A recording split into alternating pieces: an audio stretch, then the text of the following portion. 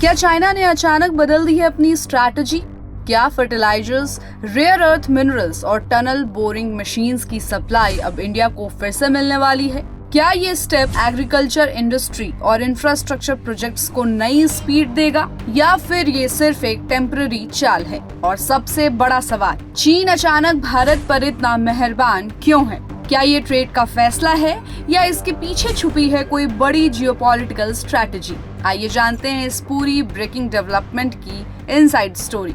आज हम बात करने वाले हैं इंडिया और चाइना के बीच एक इम्पोर्टेंट डेवलपमेंट की। रीसेंट टॉक्स के बाद चाइना ने इंडिया को फिर से फर्टिलाइजर, रेयर अर्थ मिनरल्स और टनल बोरिंग मशीन सप्लाई करने का सिग्नल दिया है। ये सिर्फ ट्रेड न्यूज नहीं है, बल्कि इंडिया चाइना रिलेशंस और हमारी इकोनॉमी दोनों पर इसका बड़ा असर पड़ सकता है। आपको याद होगा कि पिछले कुछ महीनों से इंडिया को 3 मेजर सेक्टर्स में सप्लाई डिसरप्शन का सामना करना पड़ रहा था: फर्टिलाइजर्स, रेयर अर्थ मिनरल्स और टनल बोरिंग मशीन्स। अब सवाल ये है कि चाइना ने सप्लाई क्यों रोकी और अब क्यों रिज्यूम कर रहा है? दरअसल बॉर्डर टेंशंस और जियोपॉलिटिकल इश्यूज की वजह से ट्रेड रिलेशंस में भी फ्रिक्शन आ गया है। चाइना ने सप्लाई रोककर स्ट्रेटेजिक प्रेशर बनाने की कोशिश की थी, लेकिन हाल ही में external affairs minister S Jaishankar और चाइनीज फॉरेन मिनिस्टर वांग यी के बीच टॉक्स हुई और उसके बाद चाइना ने तीनों सेक्टर्स में सप्लाई रिस्टोर करने का आश्वासन दिया। अब सवाल है कि इस डिसीजन के इंडिया पर क्या इम्पैक्ट्स होंगे। तो देखिए, एग्रीकल्चर को रिलीफ मिलेगा, फार्मर्स को फर्टिलाइजर्स टाइम पर मिलेंगे और क्रॉप प्रोडक्शन स्मूथ रहेगा।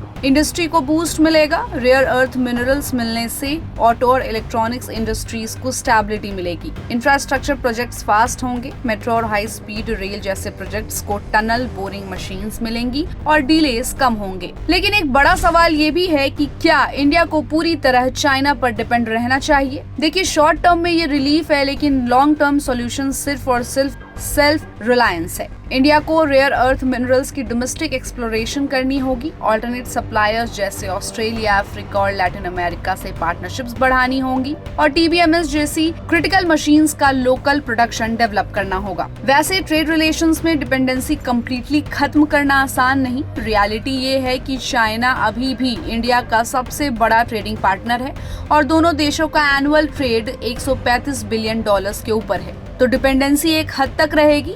फर्क सिर्फ इतना है कि इंडिया धीरे धीरे अपनी सप्लाई चेन डाइवर्सिफाई करे। चाइना का ये डिसीजन फिलहाल इंडिया के लिए राहत लेकर आया है। फार्मर्स से लेकर मेट्रो प्रोजेक्ट्स तक हर सेक्टर को इसका फायदा होगा, लेकिन ये टेम्पररी सोल्यूशन है। परमानेंट सोल्यूशन तभी पॉसिबल है जब इंडिया क्रिटिकल इंपोर्ट्स के लिए खुद को मजबूत बनाए और आत्मनिर्भरता की ओर तेजी से बढ़े। तो ये थी इंडिया चाइना ट्रेड रिलेशंस पर आज की डिटेल्ड रिपोर्ट। अब सवाल है कि क्या हम चाइना पर डिपेंड रहेंगे या अपनी डोमेस्टिक कैपेबिलिटीज बिल्ड करेंगे? आपकी हमें इस पर जो भी राय है कमेंट बॉक्स में दे और ऐसे ही अपडेट्स के लिए keep watching and subscribe good returns.